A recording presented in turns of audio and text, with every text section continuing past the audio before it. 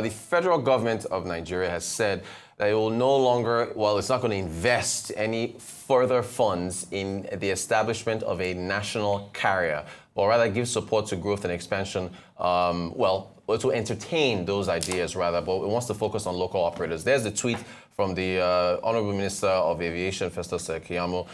He says that he's responding to a Vanguard headline there at the bottom, which says, national carrier off the table, federal government to demolish old Lagos Airport. And he says the correct story should be that the federal government will not invest a dime in establishing a national carrier, but is always open to proposals from private or public entities, both in and out of the country, that truly benefit Nigeria and Nigerians in establishing a national carrier. However, before that happens, we're concentrating on developing policies to ensure the growth and survival of our local operators. And who better to discuss the aviation industry? Arise business analyst Chika Mbonu, who covered that national carrier in the last administration heavily. Chika, good morning to you. Welcome to the show. How are you? New week. New week. Good to see you.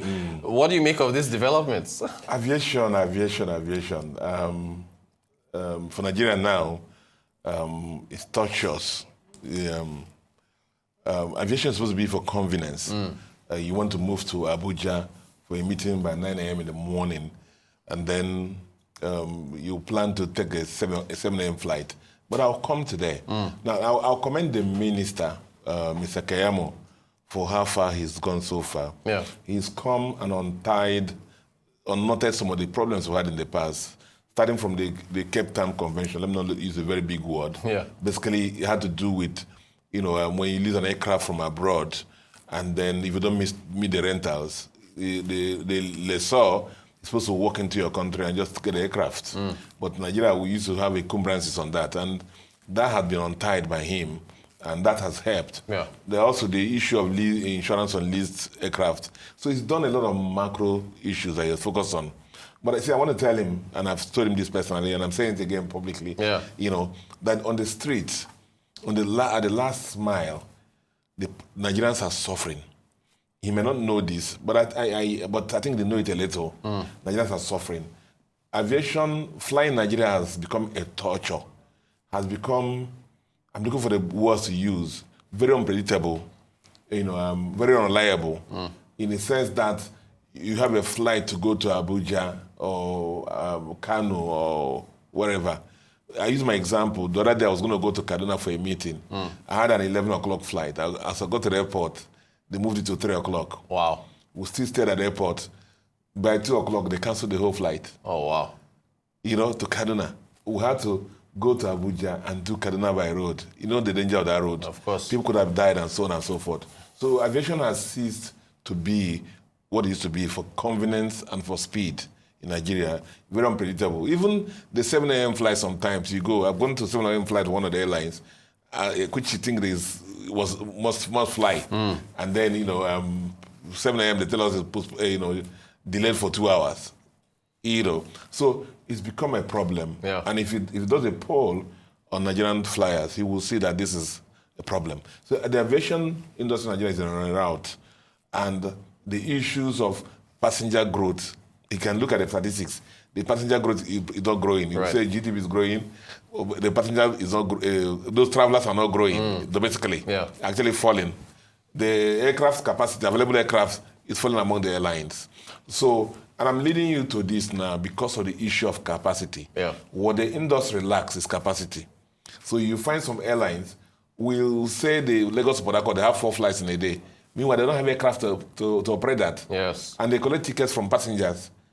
And then, just for sale passengers. And the reform policy is very horrible, very delayed, And then people stay in the airport from morning. As they're going to the airport, now make sure you have your charger for your phone.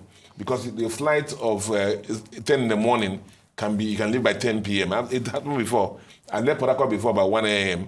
for a flight that was by 4 p.m. Wow. And it's happened if you interview passengers like that. So as I commend the minister for the bigger things he's focusing on, the issue is at the micro level, at this personal level, people are suffering. Aviation has ceased to be, that's what it's meant for. And it has to do with capacity. And that ties into the story of Nigerian Air. Yes. What is Nigerian Air all about? It had to do with fleet capacity, giving Nigerian passengers more options to fly. You know, the more planes you have in Nigeria to fly, you know, for Nigeria to fly, the cheaper the airfare and the easier for people to get to their destinations. And so if you do a fleet analysis of the airlines now, how many of them are flying? About less than 10 of them. Yeah. You know, you will find that barely some have 3 aircraft, 4 aircraft are flyable, and that has been the issue. So the Nigerian air thing was contrived to make sure that we internationalize, build the capacity in the airlines for having more aircraft. And that's the issue. I know the winning side is working on one side on that, but we're suffering now. And that's the thing. Maybe the guys who were before him there, the way they worked the Nigerian air team, you know, was badly managed. That's what I want to use. Yeah. Let me not go to the details. So badly managed. But do we need that capacity? We need that capacity. The capacity of Nigerian domestic airlines must be doubled, must be tripled for Nigerians to enjoy flying. Right. The way it is now is a torture. What you're saying makes a lot of sense. You're saying focus on your own domestic industry first, make things more convenient for Nigerians to fly before you start looking at national carriers to fly. What do you think they can do? To increase? He's working, doing things to make aircraft more available to the airlines. Because, you know, at the time, because of the issues we had in our country, airline lessors, aircraft lessors around the whole world, marked Nigeria as a no-go area. Right. You know, but he's done some things on that. Okay. But what we're saying still is it requires financing. FX is part of that, right? Yes. Yeah. It requires capacity. You know, aircraft infrastructure in Nigeria is also a disaster. He has pointed that out. You just need to fly. You know, when I say, oh, there's a small country, fly to ordinary Togo here. Fly to Côte d'Ivoire. Fly to Ghana, see how the airports are. And you find our own is a disaster. Yeah. Look at even the new airport terminal, Murtala Mohammed, the second one. Right. Remember the issues we had? Poorly designed. Yes. Can't take good aircraft, big aircraft. The right now also wrote is travel, go there and check. A lot of the escalators are not working already. Poor maintenance culture. Yeah. Yes. You know? So that it becomes a problem for us. And so there are bigger issues. They want to demolish the MM2. It's an eyesore. It's a disaster. Even if flying from Togo and landing, you know, Murtala Mohammed, you hit our airport. If you fly in Côte d'Ivoire and land in Murtala Mohammed, you hit our airport. Right. You know, so I'm happy they're going to do that, but there's no timing to it. But see, I keep telling them there's a lot of work. There's nothing to celebrate in aviation now, you know, because at the last mile, which is the passenger experience, is horrible. How much of that would you attribute to the, we don't need to mention any names, the airlines themselves, the domestic, as far as their scheduling and how they fill up their seats and so on? The first thing I thought about is a lot of them take more than they can chew. Right.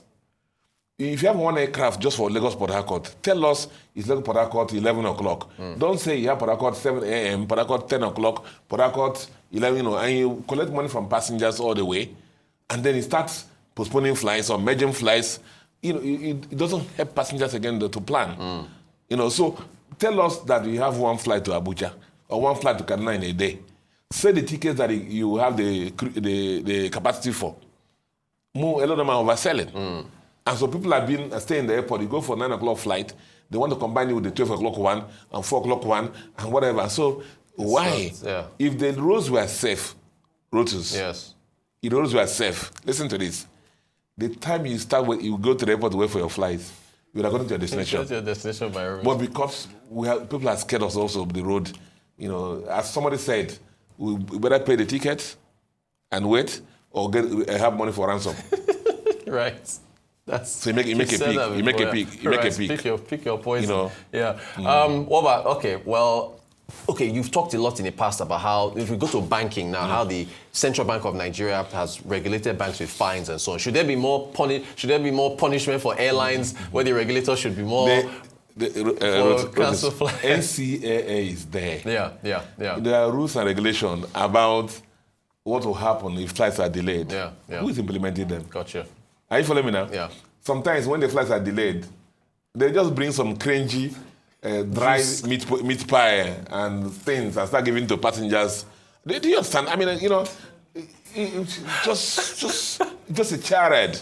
you know, and start giving to passengers, you know, this thing. This just be sharing like a refugee camp. Like palliatives. Palliative refugee camp.